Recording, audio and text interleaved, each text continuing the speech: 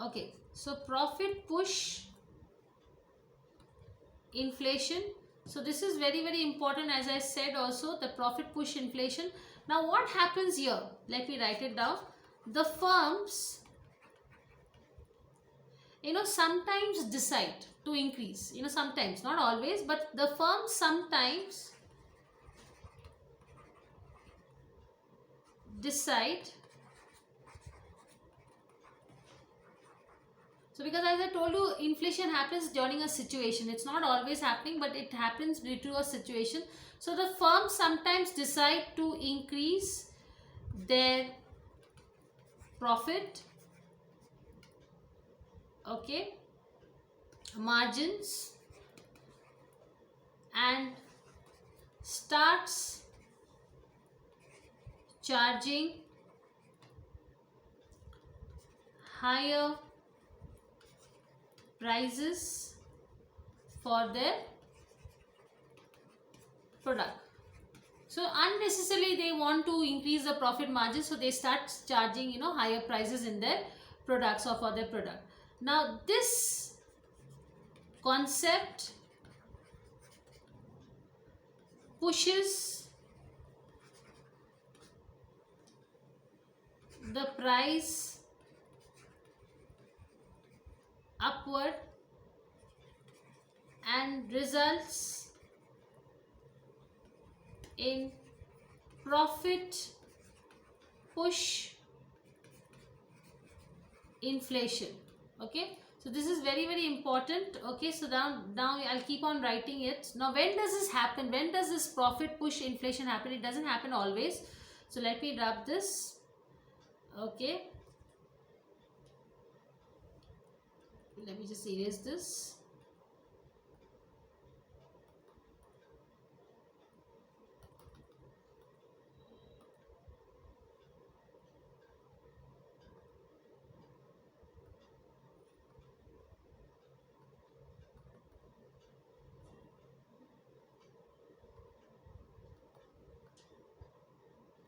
Okay, the profit push inflation generally happens when there are few of single producer. So this is that means when there are only some certain products which are produced by the single producers, that is the time they take advantage of it. Okay, so when there are few of single producer producing the goods for the entire market, so it is only, yeah, definitely it is their monopoly, it is their dominance. So this profit push can only happen when there are only few of single producers and you don't have any other option. You have to listen to them, and they are the only ones who are producing the goods for the entire market. So example I'll give you, say for example, once upon a time Apple iPhone. Okay, so they used to unnecessarily increase their prices, because there was no other person to start with iPhones or to produce iPhones. But now there are so many companies which have come up. So now if you see that Apple has reduced its prices. Okay, so Apple was also trying to do the same thing, called that is called as profit push inflation. Okay, now come to the next one. As I said, we will talk about is raw material push inflation. Okay, so let me wrap this.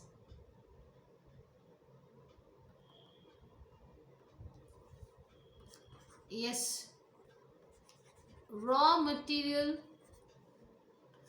push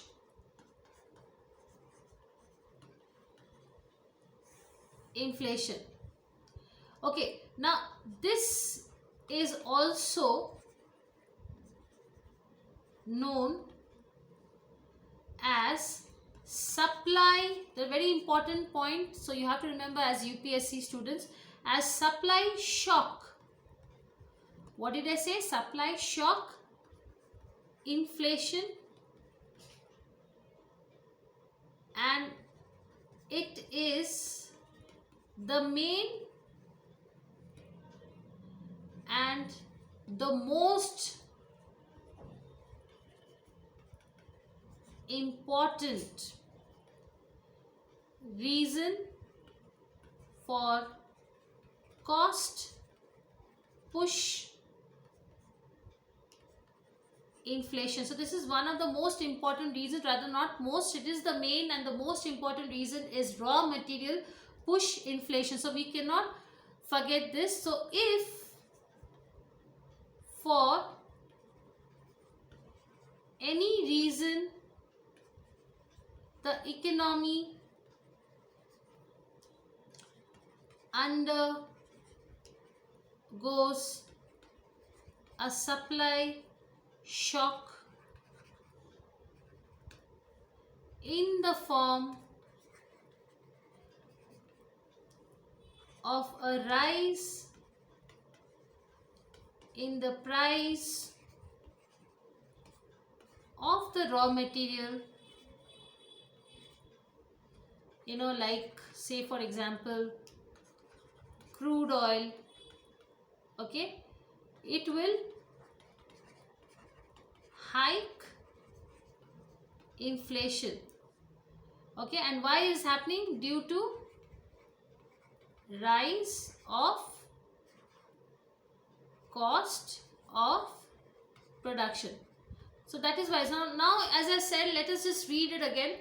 If for any reason the economy undergoes a supply shock, okay, in the form of a rise in the price of the raw materials, and as I said, the raw materials I'm talking about is crude oil. So most of the time you see in India the inflation increases due to the petrol prices, and it will definitely hike inflation because there is a sudden rise of cost of production. Okay, so I'll give you some examples, you will know it better. Let me just rub this so you can understand the example of raw material push inflation. So let me rub this. So for example, so let me give you an example so that you remember this very vital example. Okay, during actually the year 1970, so during the 1970s, okay, so the OPEC countries, now who are the OPEC countries? The ones who supply petrol. Okay, so they are like the Saudi Arabias and the countries who are giving petrol to all the countries in the global market. So they are called as OPEC countries. Decided to increase the price of crude oil.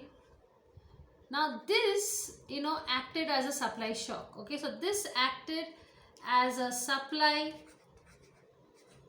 shock for the, obviously, as I said, OPEC countries, they supply the entire petrol. They are the dominating countries. They dominate the entire world economy for petrol. Okay, so a supply shock for the entire world economy, and price of petroleum products, which is an essential raw material. Okay, so it's a very essential raw material. Products went up, fueling inflation. So inflation was very high in the 1970s all over the world, and because price of petroleum products is very important, that is called as diesel, then fuel, then you talk about kerosene, you talk about, so these are the major things, because petrol is used everywhere. Okay, so petroleum products are used everywhere in the industry, it's used in consumer, so it is a vital raw material which is used everywhere. So due to this essential raw material going up, it completely fueled the inflation. Okay, so now let us understand cost push inflation with more examples. So we will talk about more examples now. Okay, because the more examples you do, it will better you'll understand this better. So I'll write here cost push inflation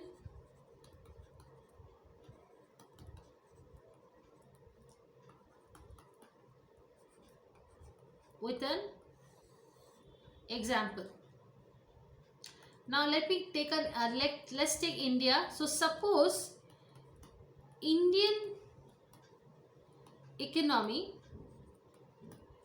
is operating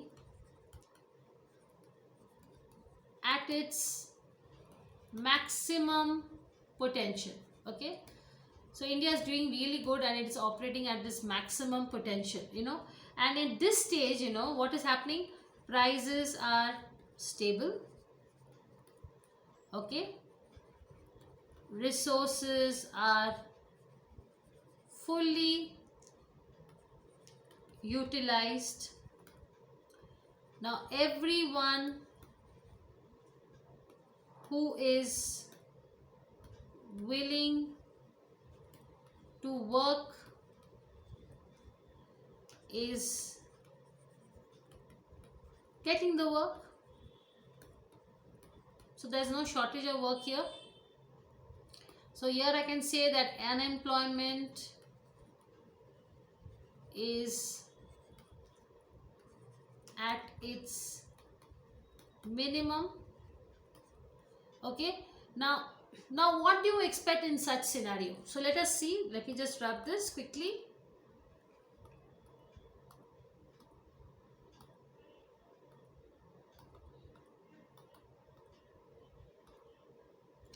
Now in such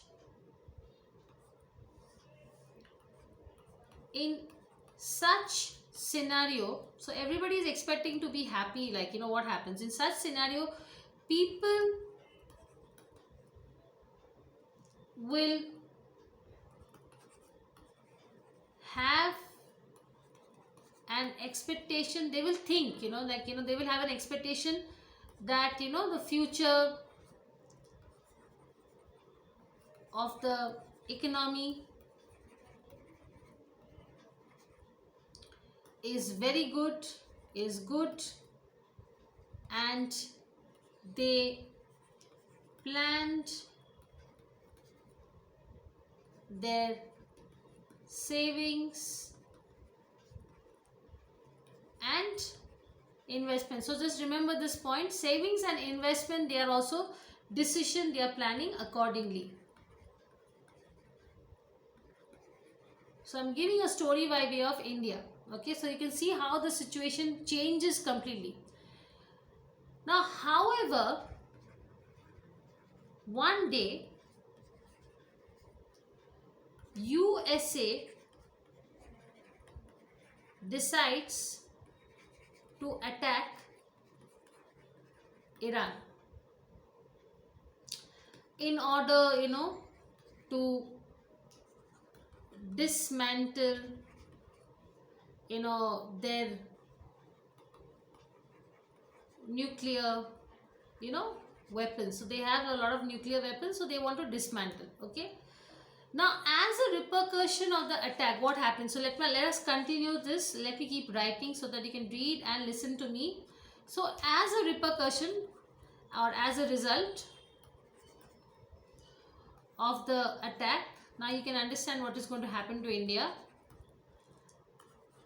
The crude oil prices around the world, okay, because Iran has been attacked by USA, world start moving up.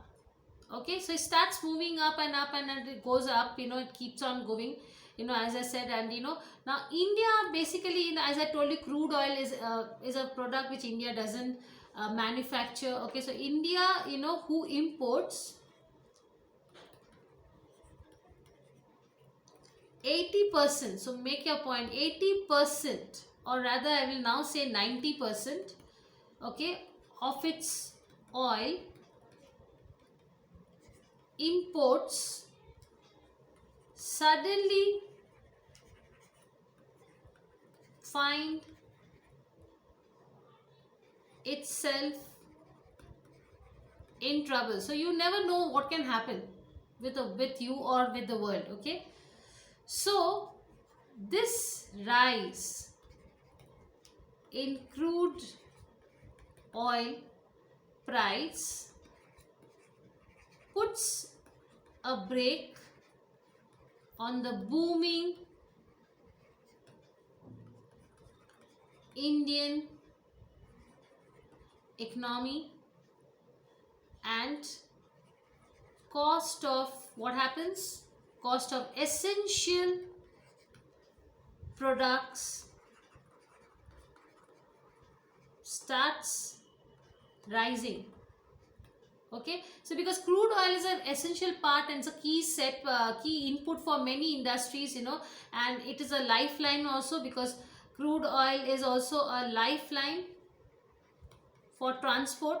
So if crude oil increases, then the transportation also is affected, and also it is a lifeline because crude oil is used in many industries. Okay, so as a result of this, what happens? There is an increase in the cost of production, and due to the rise of the price of the product, and hence in the fueling of the first round, you can see is how cost push inflation is affected just because of a single raw material, that is crude oil. So this is a striking example which I gave you, that how an economy completely changes because of one small or one big raw material will make a great difference. And this is the starting point of inflation, where and this is also called as raw material inflation, due to which the cost of production is increased just because of one increase in the raw material, which is a very crucial raw material which is used in industries and also in transportations. Okay, now let's continue the story. So let's continue the story. So after a lag of time, or a lag of some time or something like that, the final consumer gets to know that the prices of the product have increased, and the consumer expectations about the future, okay, movement of prices will change, as he expects prices to rise further in future.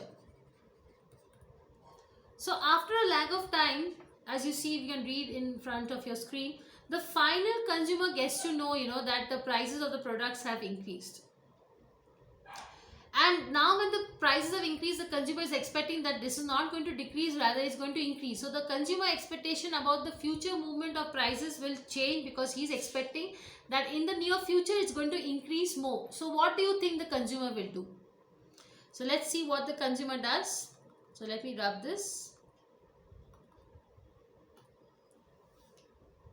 So to compensate, because he has to take care of himself, so how does he compensate? So to compensate himself against, because he has to guard the future, and the future is not good because he knows that the prices are increasing. So to compensate himself against the future price rise, he starts demanding more wages from his or her employer. So now you can understand which inflation are we going to talk about, obviously. So this will fuel the second round. So what was the first round? The raw material inflation. Now this is the second round okay, of cost push inflation, which is called as wage push. So see how it is interrelated. So this is raw material is affecting the consumers to, you know, demand more and more wages from his or her employer, and this will fuel the second round of cost push inflation. Okay, so this is called as I said, it's an interrelated, and that is why cost push inflation is a supply shock. And obviously now because of this, what will happen is the producers or the employers will also increase their prices so as to get profit, okay, or maybe trying to compensate. Okay, so this is a round chain, it's a cyclical fluctuation or cyclical change in the cost push inflation. Okay, and that is why, as I said, also it is like, you know, it is also called as supply shock or cost push inflation. Okay, so now let's come to the next topic, that is stagflation. Okay, so let me just wrap this. Okay, so now when you've understood how the story happens between with the cost push inflation, and I have given you a striking example of India, so we will come to a next term that is called as stagflation.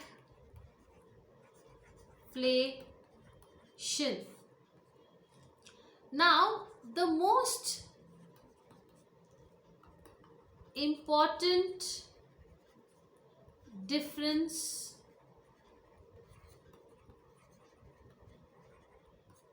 between the demand pull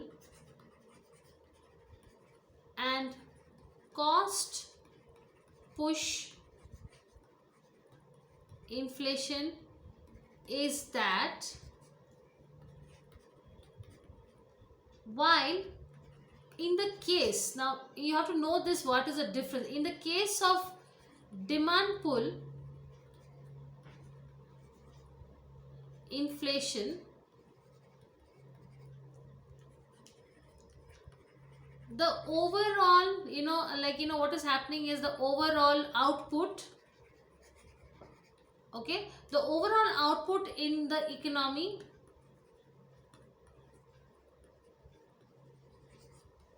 does not fall. Okay, so the most important difference between the demand pull and cost push inflation is that, you know, while in the case of demand pull inflation, the overall output in the economy does not fall. So let us see what happens in the cost push then. So let me clear this. Whereas in case of cost push inflation, okay, along with an increase in prices, the output level of the economy also falls. So there the output is not falling, but here the